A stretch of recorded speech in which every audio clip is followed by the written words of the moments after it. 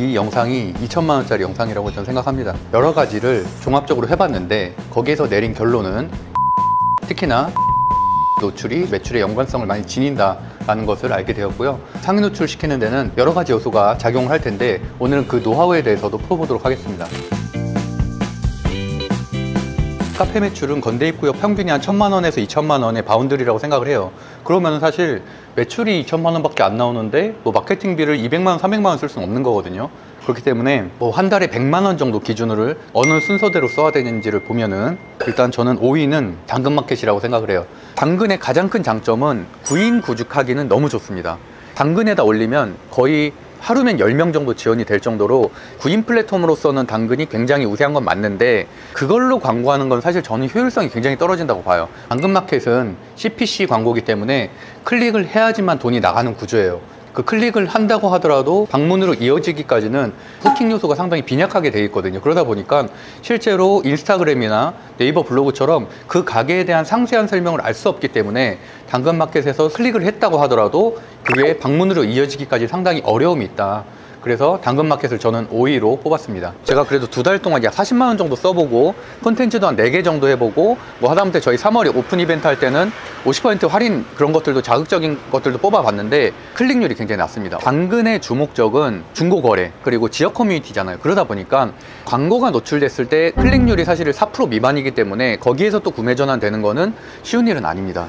4위는 고민을 좀 해봤는데 저는 유튜브라고 하고 싶어요. 일단은 유튜브는 진입 장벽 자체가 굉장히 높기 때문에 특히나 일반적인 자영업자들이 유튜버가 된다거나 또는 유튜브를 대행사에 맡기긴 상당히 부담스럽죠.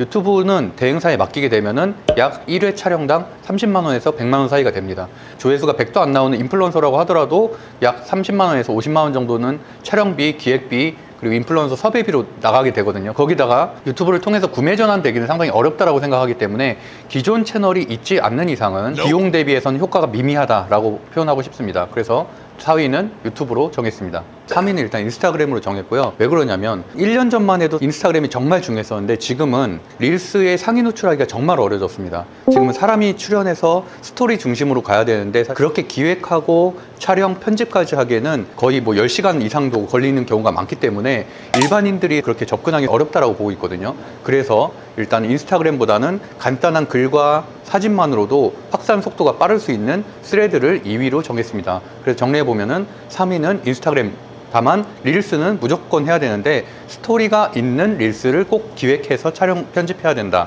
인스타그램 한번 계정 보여드릴게요. 저기 이렇게 있는 무드림 건대가 저희 베이커리 계정이고요. 조회수도 잘 나오기도 하고 뭐 팔로워 수도 3,000명대로 많이 늘었는데 구매 전환이 굉장히 중요하잖아요. 그래서 여기 반경지역 한 2km 내에 있는 사람들한테 특히나 20대 여성 타겟층으로 해서 인스타 광고를 좀 돌리려고 준비를 하고 있고 어떻게 보면 약 5개월 동안은 인스타그램 최적화하는 작업을 한 것 같아요. 이제 어느 정도는 노출이 되는 알고리즘에 탔기 때문에 이제는 본격적으로 좀 광고를 해오려고 한다. 무드림 건대 그리고 파티 계정인 무드림 파티 그리고 술집 계정인 무드림 다이닝 이 3가지 계정을 운영하고 있는데 확실히 효율성이 좋은 거는 파티 쪽이 가장 강한 것 같아요. 그리고 2위는 좀 전에 말씀드린 대로 인스타그램에서 만든 플랫폼인 스레드인데 스레드 같은 경우는 신생 플랫폼이기 때문에 아직까지는 충성 유저들이 상당히 많은 편입니다. 그렇기 때문에 내가 글과 사진만으로도 충분히 확산 속도를 높일 수 있기 때문에 괜찮은 플랫폼이라고 보고 있습니다. 스레드 같은 경우는 이 상업 계정 자체를 키운다라기보다는 업장을 운영하고 있는 사업주의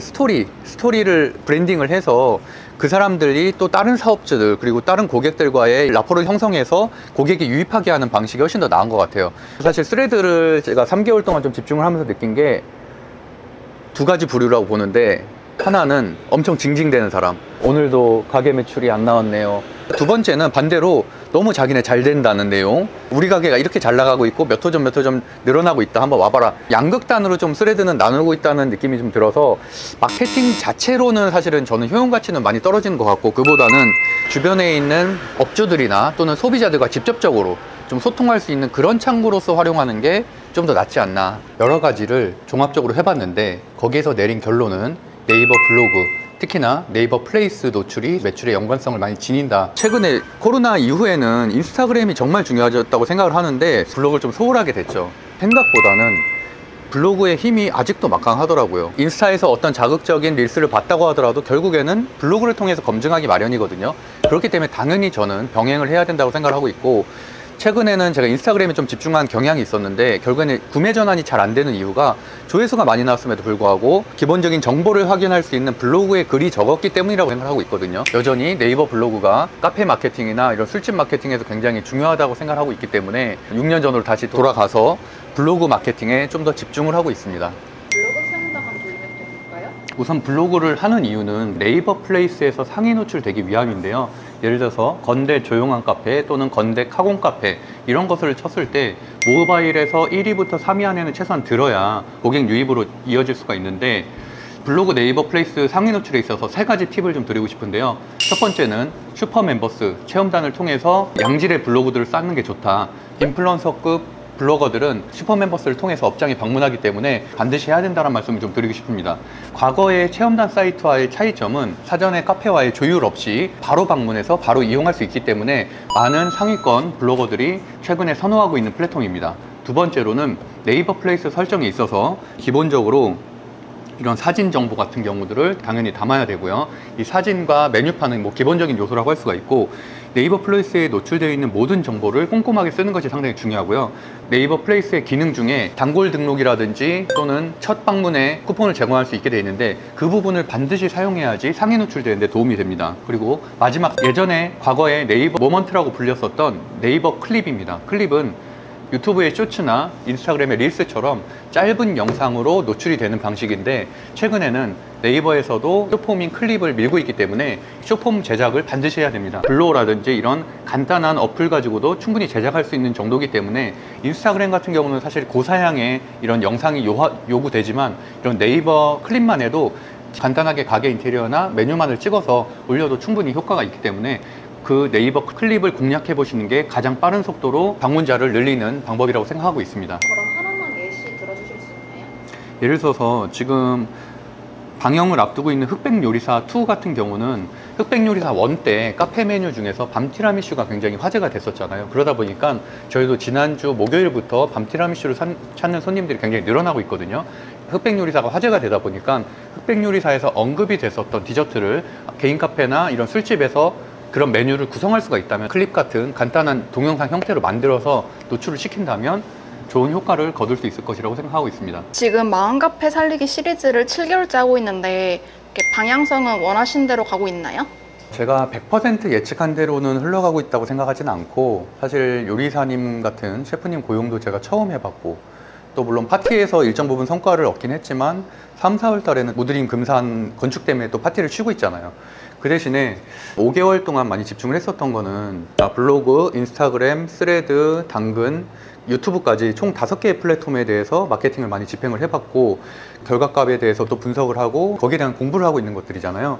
그 부분은 사실 상당히 유의미하다고 생각을 하고 있어요. 그래서 각각의 플랫폼에 어떤 것들이 장점이 있는지를 좀 알기도 됐고, 인스타 같은 경우는 오히려 업체에 맡기기보다는 직접 광고 쪽에 좀 더 집중을 한 게 낫겠다라는 결론을 내리기도 했고, 저는 사실 블로그의 시대가 갔다고 생각을 했었거든요. 생각보다 그렇지가 않더라고요.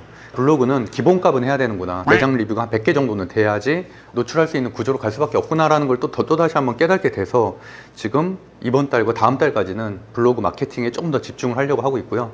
최소한 이 정도 해야 됩니다. 이 정도 지금 안 하면은 자영업자가 살아남을 수 없는 구조예요. 보시는 분들도 마케팅에 대한 노하우, 그리고 특히나 저는 블로그 강사를 오래 했기 때문에 이 블로그 글 작성하는 방법이라든지 그런 것들에 대한 노하우들도 드릴 테니까 같이 노력하시면서 꼭 지금같이 어려운 시기를 이겨낼 수 있으면 좋겠습니다. 파이팅입니다.